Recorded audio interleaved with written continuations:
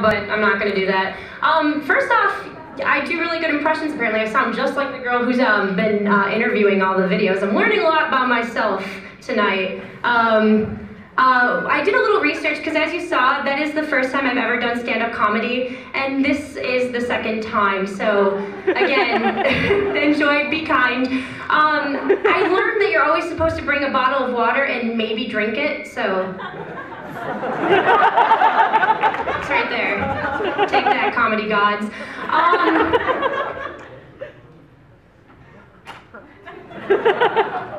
I took that right before class. And I'm just realizing that I kind of look like a coked out Aaron Carter. Or current Aaron Carter. I think his lyrics took a turn for the worst. Oh, Aaron, you know, what are we gonna do with you? Anyway, there is somebody in the audience that I look like today. Who is it? Peg, Paul, do you want to stand up? Or just wave your hand? Everybody, that's my mom. Conference today, so she came out. Fun story. I've looked like my mom ever since the day I was born. I've been hearing it all the time. In fact, Christian, one of the judges, came up to me and was like, dude, there's some lady who looks like you here. And I'm like, what? But ever since I was little, like I said, I would go to the Jewel Osco, I would just walk around town and people were like, that's Peg Paul's daughter. And I'd be like, I have a name too. It's Katie with an I-E. I do things too. And to this day, I go back home every now and then. I used to have a show back home called What's Up With That. There's only one copy of it out on YouTube. There's really no reason to actually go watch it except for the fact that I'm wearing a sleeveless candy-colored turtleneck. So if you want to check out 8th grade me rocking it out, cracking cow puns, I'm not going to tell you where to find it. But this past summer, I went back home. I was training for the Chicago Marathon. You can share, that was 26.2 miles in a ring. And while I was doing it, I was on the last leg of my run, right? So I'm just like, you know, running beautifully, right? Clearly not sweating, sun shining down. It's great. It's a lot of fun. And I see our mayor, our town mayor, with his wife riding his bike down in the distance, and I'm like, I can go say hi, I can wave and be like, yeah, I've got relationship status with the mayor, what up? And just feel cool about myself and tell absolutely nobody, except for you guys today. So anyway, while I was running, I just trying to figure out, am I gonna wave to them? Like, is this gonna be awkward? And as I'm running closer to them, all of a sudden I see them kind of slow down on their bikes and start to wave. I'm like, oh, they recognize me. This is so cool. And I'm running like this now. I'm like, oh God, I'm drawing so much attention to myself. And as I run by, I hear, hey, Peg, look, we're wearing our helmets. And I was a bit confused. Okay, cool, the mayor's wearing a helmet. That's awesome, rock on. And then it hit me. Dude, just call me Peg. Okay, so I ran home, and when I got in, my mom was in the kitchen doing mom things, and whatever that is, and she could tell that I was upset about something, and I'm a bit melodramatic sometimes. If you're one of my residents, you may know. When I was walking past her, she's like, Katie, what's going on? You look really upset, and I just like walked past her, I'm like, no, don't talk to me, don't talk to me. And so she comes up to me, she's like, was it a bad run? It's okay, you're gonna have a couple of those, giving me the motivational talk. And I stop her, I'm like, the mayor called me Peg. And through my tears of me crying for my future, I saw the biggest smile on my mom's face. So, go Peg. I just fist pumped my mom. Yeah. She just told me back, yeah. We're like BFFs. Actually, my mom is my BFF. Back in the day, BFF, is that still a thing? Anyway, back in the day, she used to be my basketball coach, right? I got picked, believe it or not, I got picked on a lot in middle school. I know you probably would never believe that. But my mom was my basketball coach. And she never played me. I don't blame her because I was always the kid that was on the opposite end of the court talking to myself in the court. And little monologues like, they'll pass the basketball to me and then I'm gonna make it. Like talking to the referee, he's like, what are you doing? And one day, my mom calls a timeout in the middle of the game because it's like a really big game. We're like the purple Lakers versus the orange Bulls. It was weird. one of the biggest bullies at my school happened to be on my basketball team because she was athletic too, whatever. I was a bit of a tomboy, had the same haircut at the time, a little less filled out, but in different ways, you know. And while we got called in, my mom calls me, "Hey, yo, Barbie legs, what's going on out there?" Just like that, too. And my mom's witty. My mom's from the Milwaukee area, my dad's from Brooklyn. And so they raised me to be tough. They weren't gonna be the like comforting parents. They wanted me to like never be a soft person. So her calling me Barbie legs was like an insult, but in a nice way. Like right now, if she called me Barbie legs, I'd be like, yes, I work really hard. But it doesn't help when you're an awkward 4th, 5th grader with overactive oil glands in your legs, making them very shiny.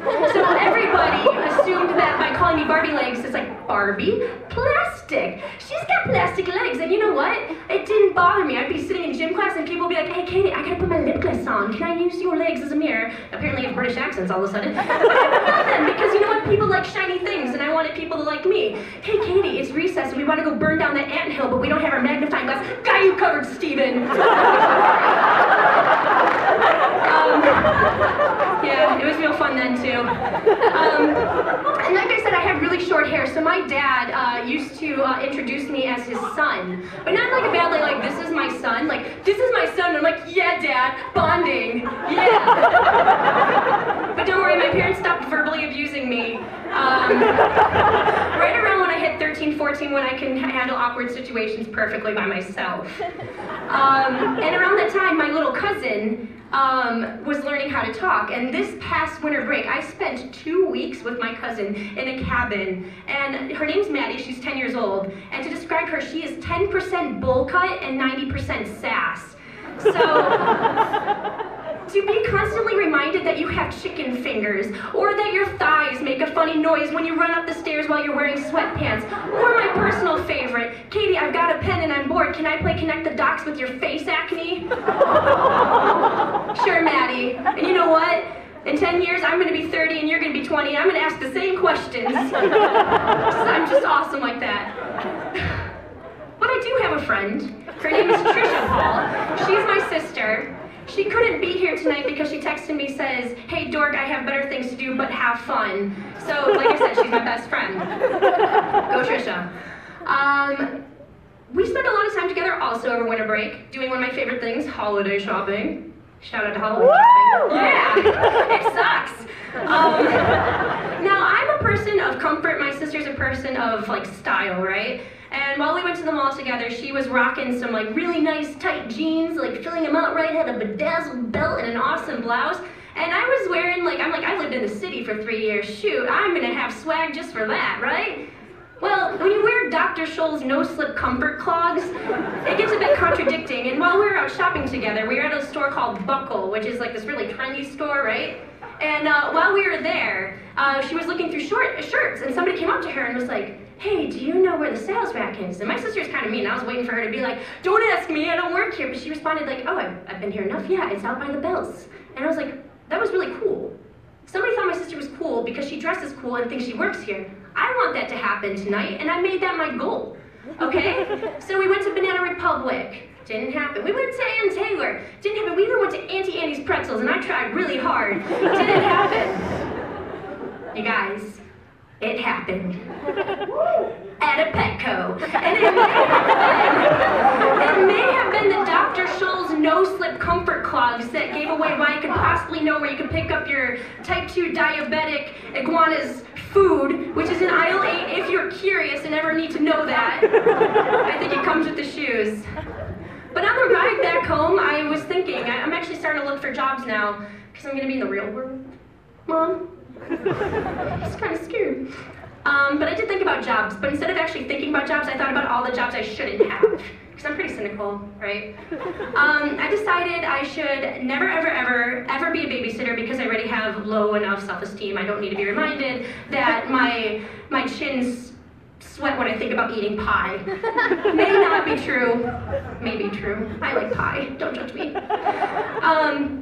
I should never work for the CTA because if you know me, I troll hard. And so I would just be singing all the time, like, like just driving, like just giving karaoke, and people would be like, oh my god, shut her up. And then I'd be like, next stop, Grand. And I'd start slowing down, you know, see all the people getting ready to go on the train, and just as the train slowed down, and they're getting ready to go on, I would speed that sucker back up and be like, psych, have fun.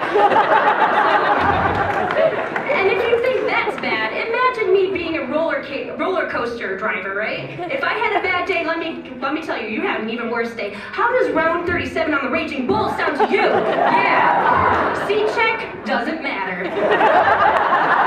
Yeah. And never work at an airport either, because if you work there, it's just a known fact that everybody already hates you. So, yeah. But I did find a job, a really good job. I've been in RA the past 2 years. It's been a lot of fun, so shout out to Seton Hall. And hopefully if none of my future employers watch my comedy acts, I might get hired somewhere else. So thank you all for coming out. You've been a wonderful audience. From what I can tell, you're beautiful too. So.